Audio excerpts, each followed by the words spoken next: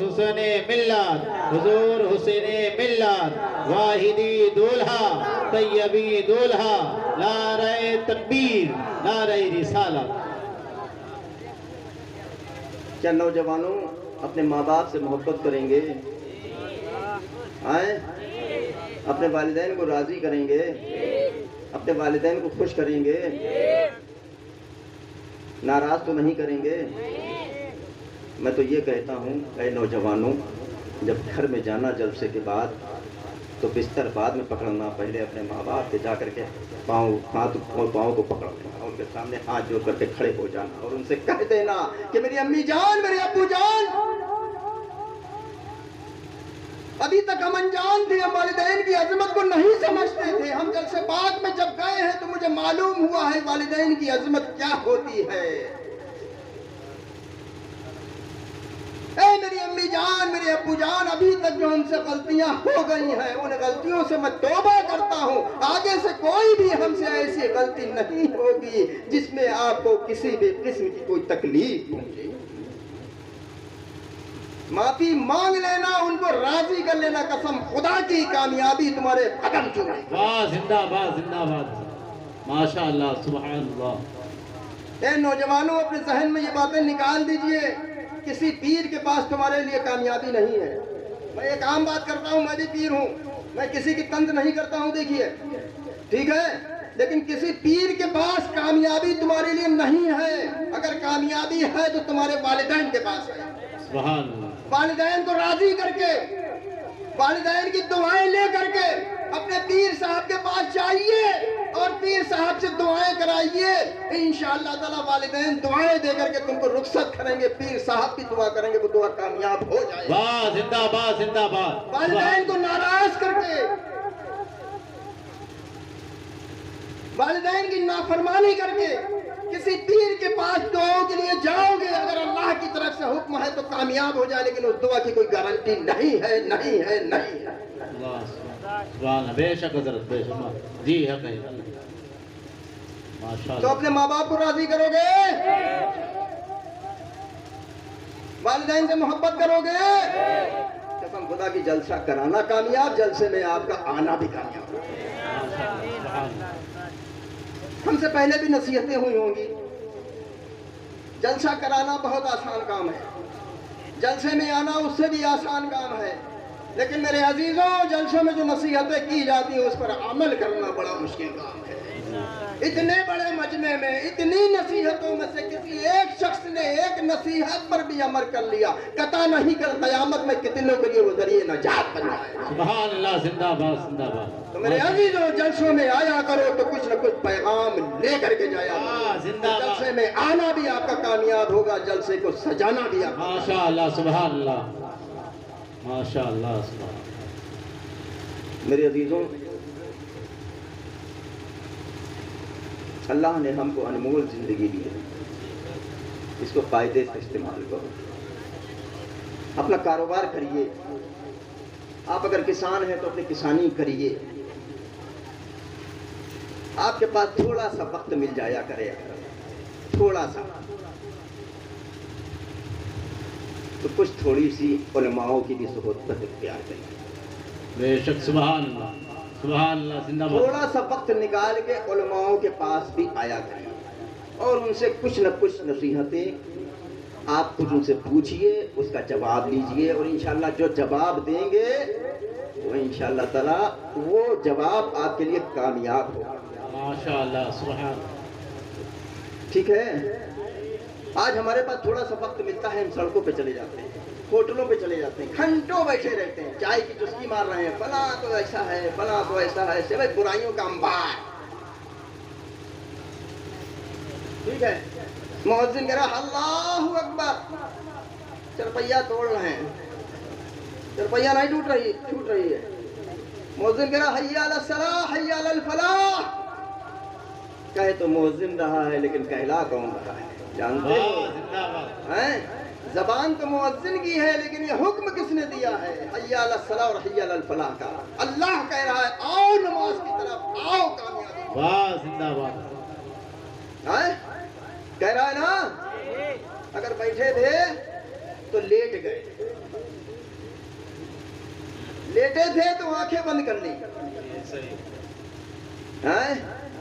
कल जब जाओगे 2.5 गज के नीचे तब पता चलेगा तुम कहाँ लेटे थे। तो लेटे रहिए, फिर नहीं उठ पाई हो। नमाज पढ़ोगे तो उठ के भी बैठ जाओगे, कब्र में भी बैठ जाओगे। नमाज पढ़ोगे कितने लोग पढ़ोगे? पक्का वादा करना। मस्जिदें आबाद कर दो अपनी।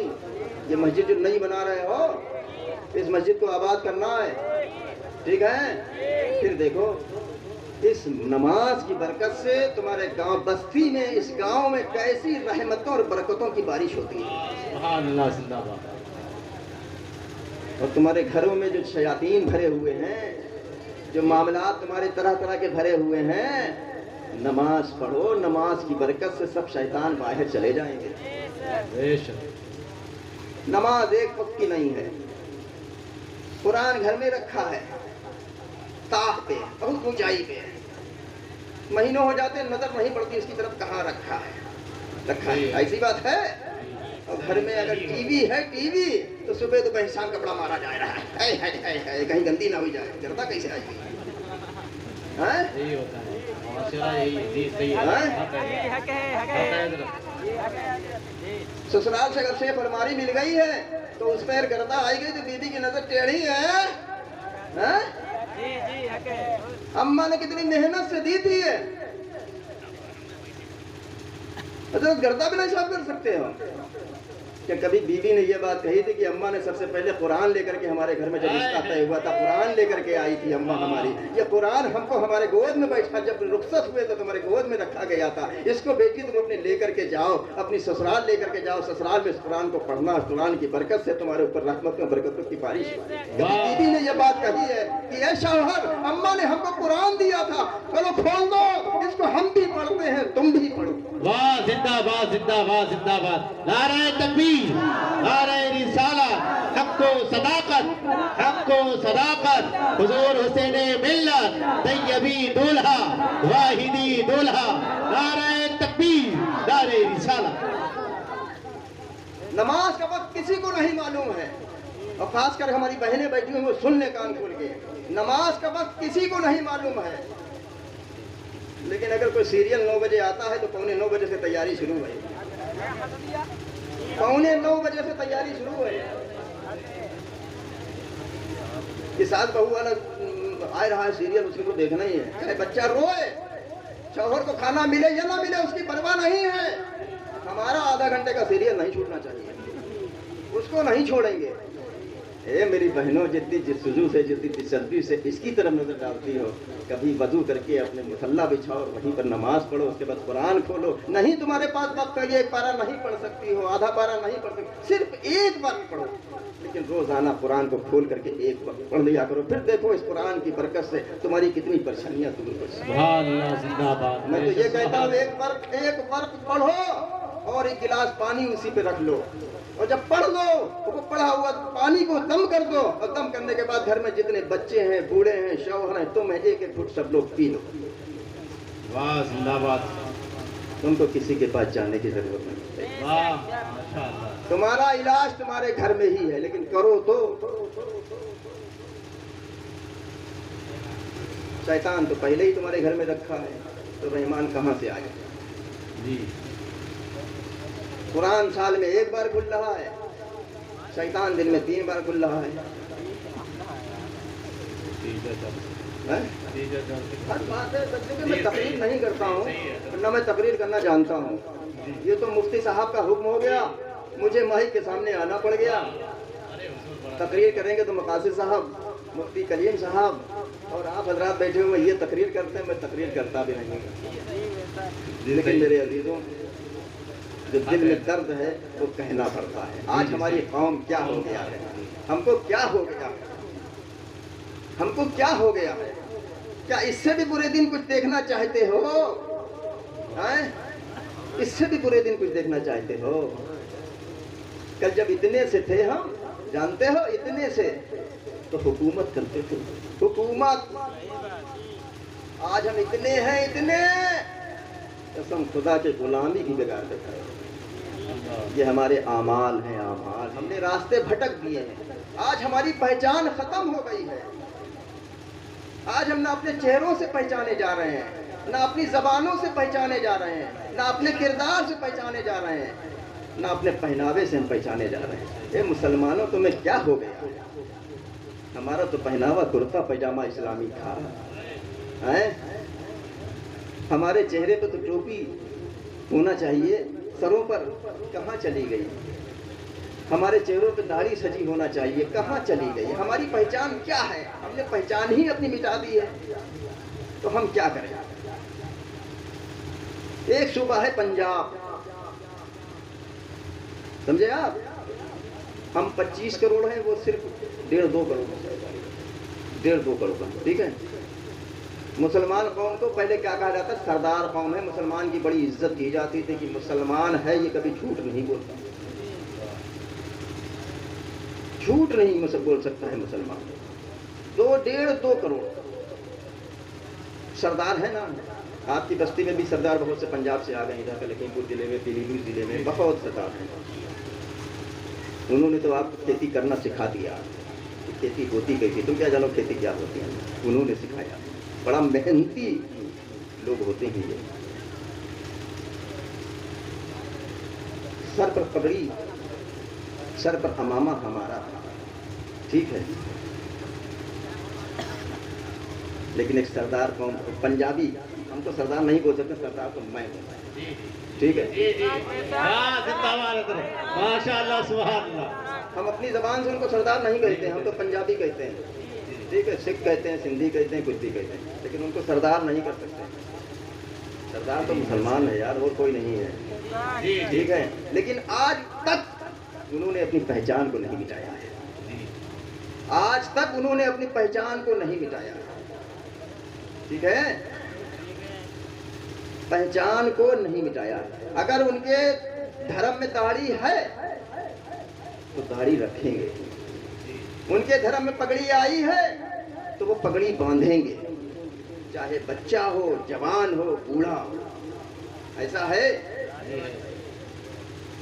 ایسا ہے۔ تو آج ہم آپ ان کو کیا کہتے ہیں؟ جب آتے ہیں تو کیا، ارے سردار جی آ رہے بھیا، سردار جی آ رہے ہیں، یہی کہتے ہو نا؟ شرم کرو یار، شرم، سردار تو ہم تھے، اپنی زبان سے دوسرے کو سردار ماننے کو تیار ہو گئے، کیونکہ آج ہم نے اپنی پہچان مٹا دی، اس لیے ہمیں مجبوری میں دوسرے کو سردار کہنا پڑا، انہوں نے اپنی پہچان نہیں مٹائی۔ اپنے چہرے کو سنت رسول اللہ سے پر نور کر لو میرے عزیزوں، اپنے سروں پر ٹوپی لگا لو، اپنے پہناوے کو زندہ باد، اپنے پہناوے کو پہن لو، پھر دیکھو مسلمان قوم پھر جیسی تھی پھر ویسی ہو جائے گی۔ لیکن آج ہم اپنے راستے سے پوری طریقے سے بھٹک چکے ہیں، پوری طریقے سے بھٹک چکے ہیں۔ جلسے میں آتے ہیں، بہت تیزی سے نعرہ لگاتے ہیں، بہت بڑے جذباتی مسلمان ہیں، ان سے بڑا جذباتی کوئی ہے نہیں، جلسہ ختم، بات ختم۔ میں تو یہ کہتا ہوں، جس بستی میں جس دن جس رات میں جلسہ ہو جاتا ہے، جس بستی میں جس رات میں جلسہ ہو جاتا ہے، اگر فجر کی نماز میں اس بستی کی مسجد میں 50 نمازی ہوتے تھے، جلسے والی رات میں 20 ہی رہ گئے، 30 ختم، 20 ہی رہ گئے، 30 ختم، کیونکہ 3 بجے تک جلسہ چلا۔ اب اتنے تو تم بڑے نماز پڑھنے والے تھے نہیں کہ یار 2 گھنٹے رہ گئے، 1.5 گھنٹہ رہ گیا، چلو جاگ لیتے ہیں، نماز پڑھ کے ہی سوئیں گے، سو گئے، پھر کہاں فکر کسے۔ لیکن میرے عزیزوں، نماز اول ہے، جلسہ بعد میں ہے۔ اگر تمہاری نیند کے کچے ہو، نیند میں نہیں تم نہیں جاگ سکتے ہو فجر میں 4 بجے سونے کے بعد، 3 بجے سونے کے بعد، 2 بجے سونے کے بعد، تو جلسوں میں نہ ہو، سو جاؤ، اپنی وقت پہ فجر کی نماز پڑھو۔ واہ زندہ باد، بے شک سبحان اللہ۔ نماز پوچھی جائے گی تم سے، یہ جلسہ نہیں پوچھا جائے گا، خود سمجھ لینا، نماز کا سوال ہوگا، یہ جلسے کا سوال نہیں ہوگا کہ جلسے میں گئے تھے کہ نہیں گئے تھے، نماز پڑھی کہ نہیں پڑھی اس کا سوال ہوگا، کیونکہ نماز فرض ہے، یہ جلسہ کرانا فرض نہیں ہے، ٹھیک ہے، سمجھ میں آئی؟ نماز پڑھیں گے، علماء سے محبت کریں گے، دیکھیے میں یہاں پر آیا، آپ کا جذبہ، آپ کا عشق، آپ کی محبت بڑی اچھی لگی، لیکن ایک تھوڑی سی کمی محسوس کی ہم نے. اب پوچھئے کیا کمی؟ کمی یہ رہی کہ آپ اپنے اپنے میں پڑے رہے. آپ نے علماء کی عزت نہیں کی. پوچھئے کیوں نہیں کی؟ عزت کا مطلب یہ نہیں کہ آپ نے گھر سے نکال دیا ان کی بے عزتی کی. آپ نے علماء کی صحبت نہیں اختیار کی. اگر ان کی صحبت اختیار کی ہوتی تو آپ کو یہ احساس ہو جاتا ہے, آپ کو پتہ چل جاتا آپ کی بستی میں کون آیا ہے, جی بیش اس سے کیسے ملنا ہے, کس انداز میں ملنا ہے. یہ تھوڑی سی کمی رہی آپ کی. تو اس لیے میرے عزیزوں, تھوڑا سا وقت نکال کے اپنے مسجد کے ائمہ حضرات جتنے ہیں ان کے پاس جائیے, ان سے محبت کریے, نماز پڑھیے. نماز پڑھنے کے بعد 5-10 منٹ کا وقت دے کر کے ان کے پاس بیٹھیے, ان سے کچھ باتیں پوچھیے. آج ہم نماز تو پڑھتے ہیں لیکن 100 میں 99 لوگ ایسے ہیں جن کو یہ نہیں معلوم ہے نماز میں فرائض کتنے ہیں, واجبات کتنے ہیں, سنتیں. جی صحیح ہے. ہمارے پاس اتنا وقت ہی نہیں ہے. ایک تو وقت ملا تو ہم نے نماز پڑھ لی. اب اتنا وقت کہاں تم سے ہم پوچھیں آئے کہ واجب کتنے, سنت کتنے, فرائض کتنے. یہ جانتے ہو اگر سنت کسی وجہ سے آپ کی چھوٹ رہی تو نماز تو ہو جائے گی لیکن افضلیت نہیں ملے گی. لیکن فرض واجبات میں سے اگر کوئی بھی آپ کا رکان چھوٹ رہا ہے تو نماز نہیں آتی ہوگی. اس کو بھی آپ ائمہ حضرات کے پاس جائیے, ان سے پوچھیے کہ نماز میں کون سی ایسی چیز ہے جو ہم سے چھوٹ جائے گی جس سے ہماری نماز نہیں ہوگی. کبھی آپ نے اس طرف توجہ دی ہے؟ ادھر گنا بہت ہوتا ہے نا, بہت ہوتا ہے. ہلکا سا کوئی کیڑا لگ جائے گا, ہندوستان کا بڑے سے بڑا ڈاکٹر کی کھوج کرو گے, بڑے سے بڑے ڈاکٹر کا کھوج کرو گے, یا فلاں ڈاکٹر کا فون لگاؤ, نمبر لگاؤ, کہاں رہتا ہے اس سے ہم ملنے جائیں گے, ہمارا کھیت برباد ہوتا چلا جاتا ہے. ہمارا کیڑا لگتا ہے, ہم دوائی پہ دوائی ڈال رہے ہیں, وہ کیڑا مر نہیں رہا ہے. تلاش کرو گے دوا, دوا تلاش کرو گے چند پیسوں کی دکان, گنا پیدا ہوگا وہ پیسے آئیں گے.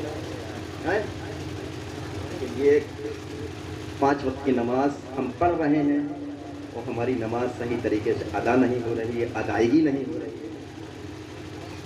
تو اگر 2-4-5 منٹ کا وقت نکال کے اماموں کے پاس, علماؤں کے پاس جا کر کے بیٹھ کر کے ان کے نماز کے بارے میں اور تمام معاملات کے بارے میں, غسل کے معاملے میں اور تمام ایسے معاملات ہیں روز مرہ کے کہ ہم پتہ نہیں کتنے ایسی باتیں کیا کرتے ہیں جس کا ہمیں احساس بھی نہیں ہوتا ہے. کچھ پوچھیے جا کر کے, ان کے پاس وقت دیجیے, ان سے پوچھیے کہ حضرت میں نماز پڑھتا ہوں, نماز میں کتنے واجبات ہیں, کتنی سنتیں ہیں, کتنے فرض ہیں, کتنے. اب دیکھیے آپ نماز جو پڑھیں گے نماز بھی آپ کو قبول, نماز تو ویسے قبول ہوگی. اللہ جو ہے نیت دیکھتا ہے, نیت, اللہ نیت دیکھتا ہے. لیکن اس کے ساتھ ساتھ میں اللہ نے یہ بھی تو کہا کہ جستجو کرو, علم حاصل کرو. یہ بھی ایک علم ہے. علم کے لیے کوئی عمر کی قید نہیں ہے کہ ہم 60 سال کے بڈھے ہوئے گئے اب ہم کیا کریں گے, ہم 80 سال کے ہو گئے ہم کیا کریں گے. نہیں, علم کے لیے کوئی عمر نہیں ہے. آپ کو جو باتیں نہیں معلوم ہے مسئلے مسائل کی, وہ علماء کے پاس جائیے, ان سے محبت کریے. ان سے محبت کرنے کے بعد ان سے پوچھیے کہ حضرت میں نماز پڑھتا ہوں, ہماری نماز ایک بار دیکھ لیجیے یا ہم کو بتا دیجیے کس طریقے سے کیسے کون سے ارکان ہمیں ادا کرنا ہے. ایسا کریں گے جی, علماء سے محبت کریں گے, اماموں کے پاس وقت دیں گے تھوڑا سا, بازاروں میں دیں گے کہ اماموں کے دیں گے. چائے کی چسکی پیو گے کہ امام صاحب کے پاس جا کے 10 روپے مسافہ کرو گے. بھائی چائے پیتے ہو جو امام صاحب کے وقت کبھی چلے جاؤ, حضرات السلام علیکم, کبھی مسافر میں 10 کا نوٹ دے دیا کرو یار. اماموں خوش, تم بھی خوش. 4 یار آ گئے, ایک چائے پینے گئے تھے, 4 دوست آ گئے, 4 چائے چلی گئی, 50 چلے گئے نا. یہ تو 50 کم ہوئے. امام صاحب کے پاس جاتے تھوڑی دیر کے لیے, ایک 10 کا نوٹ حضرت کے پاس جاتے, مسافہ کرتے ہیں, امام صاحب سے کچھ تھوڑی سی باتیں لیتے. امام صاحب نماز کا وقت ہو جاتا, مؤذن صاحب بھیا اللہ اکبر کی صدا بلند کرتے, آپ وضو کرتے, وہیں نماز پڑھتے, پھر دیکھیے آپ کو کیا ملتا ہے. سبحان اللہ, سبحان اللہ, زندہ باد. بازار کی چسکی جانے میں, بازار کی 10 روپے کی چائے پینے میں 10 کی جگہ پہ 50 گئے. اور جب امام صاحب کے پاس 10 لے کر کے گئے تھے آپ صرف, لیکن وہاں سے کیا لے کر کے آئے ہیں, اللہ کو بھی راضی کر کے آئے ہیں, سبحان اللہ کے رسول کو بھی راضی کر کے آئے ہیں, اور امام صاحب کو بھی خوش کر کے آئے ہیں. کرو گے اماموں سے محبت, علماؤں سے محبت کرو گے. مسجدیں کئے ہیں اس گاؤں میں, ایک, آبادی بہت ہے یار ماشاءاللہ گاؤں کے حساب سے. مسجد کم ہے، لیکن ایک ہی نہیں آباد کر پائے دوسرے تمہیں ضرورت ہی کہا ہے، ایک بھرو پھر دوسرے بارے میں سوچنا، سمجھ گئے؟ ایک جو بنیاد پڑھنے جا رہی ہے اور اس میں بڑھ چڑھ کے حصہ لیجیے آپ لوگ، ایسے مسجد نہیں بنے گی، مسجد ایسی بناؤ کہ آج